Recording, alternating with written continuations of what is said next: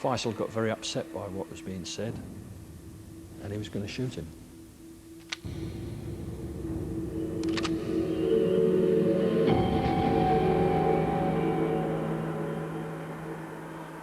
He said, "I'm ready to die," and he opened his shirt like this. "You can kill me anytime. I'm ready to die. I'm a martyr for the revolution." I rush to Abbas Lavazani, push him on the ground, on the floor. I slapped his face a couple of times, and Trevor Locke was standing behind me. "Good, Mustafa, go ahead. Yes, push him, slap him, keep him silent." Trevor, you know, bless him, dealt with it like a domestic incident in Dagenham. Faisal had, you know, got his weapon ready to defend himself. And Lavasani's on the floor, and Trevor's screaming at us, "Hit him, just hit him." You know, I don't care what you do. This man's a lunatic sort of thing. He's going to get us all killed.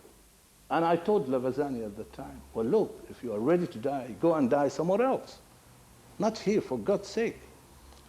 If you think you will be a martyr by killing us all as a result of this confrontation, you are mistaken. God will never let you see the heaven." From that moment on, he was a marked target, if you like. Salim, hello? No, we have nothing to talk about. Yes, we have, Salim. We've got a lot to talk about. Now, when I tell you... Things are becoming fractious in the stronghold. Everything pointed to things ending violently. I think the real stress came when you think that we moved out of a negotiating option here. There's nothing left to negotiate with. Then you get worried as to how long you can hold that sort of position. And then you start thinking, well, is it going to be today, tomorrow, or whatever?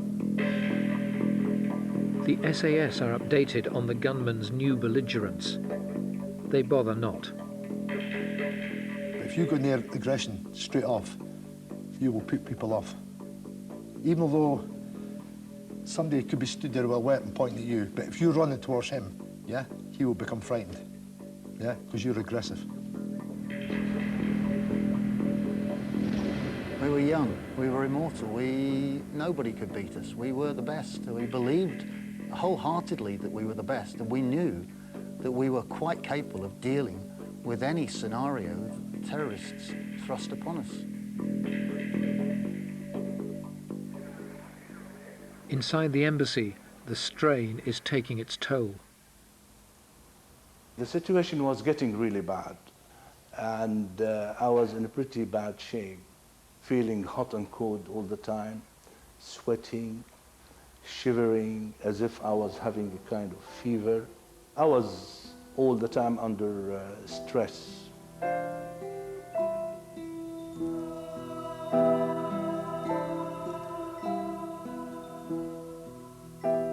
Mustafa was my main man in there.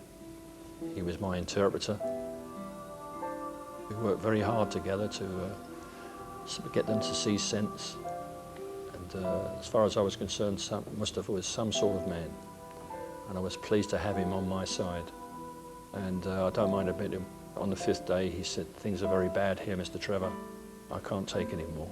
And he fell to the ground and sobbed like a child.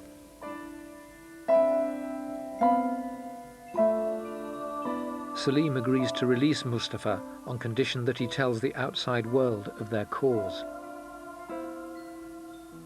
So I said, "Okay, can I go back up to the first floor and say bye-bye to everyone else?" They say no.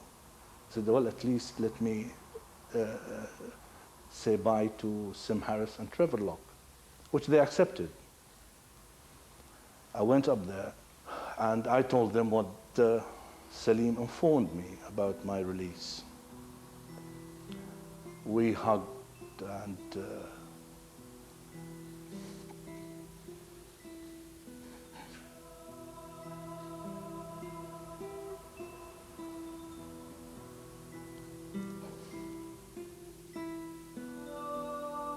Mustafa staggers out of the embassy, not knowing if he will ever see his friends again. The remaining hostages think the situation can now only get worse. He'd been a great link with them.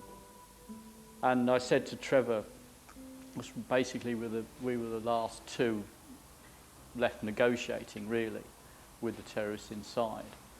I said, it's not good news. This is not good news without Mustafa, because we so depended on Mustafa as the link, really.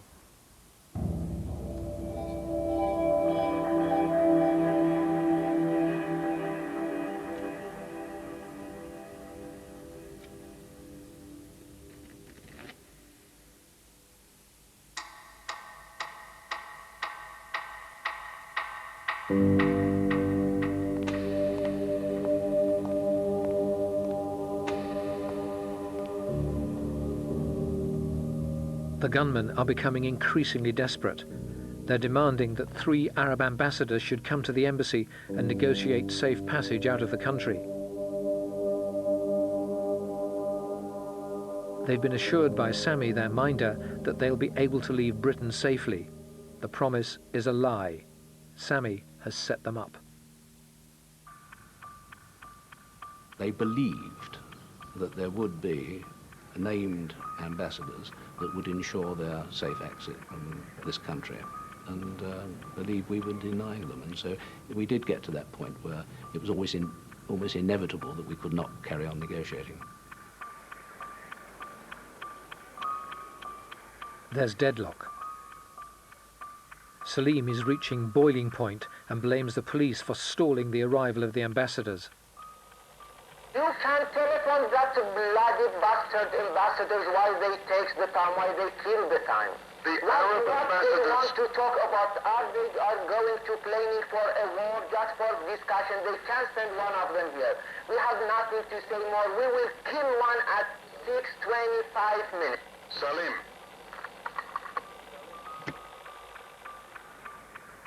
Sim and Trevor plead for the ambassadors to come. They know they're their only lifeline. Salim's patience has run out. It's now a matter of life or death. I mean, they'd certainly reached the conclusion. They were saying, you know, the police are messing us about, they're wasting our time, they don't take us seriously, they make fools of us. Basically, we're going to teach them a lesson. The fractious Abbas Lavasani is the obvious first victim for the gunmen. I think Faisal coming to the door and pointing at Lavasani and saying, "You want to die? Come on then." He was about to be eliminated, but there was a gleam in his eye. There was no sadness, there was no struggle or no, not me, that sort of thing. He was as enthusiastic to get down those stairs as they were to get him down the stairs. I watched them tie him up, blindfolded him.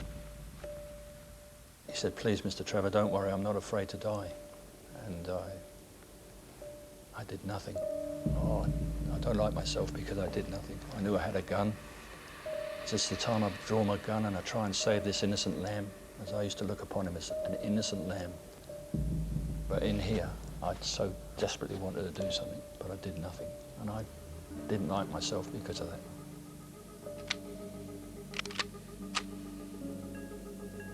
We're taken back upstairs again, and then I think it was 3 shots.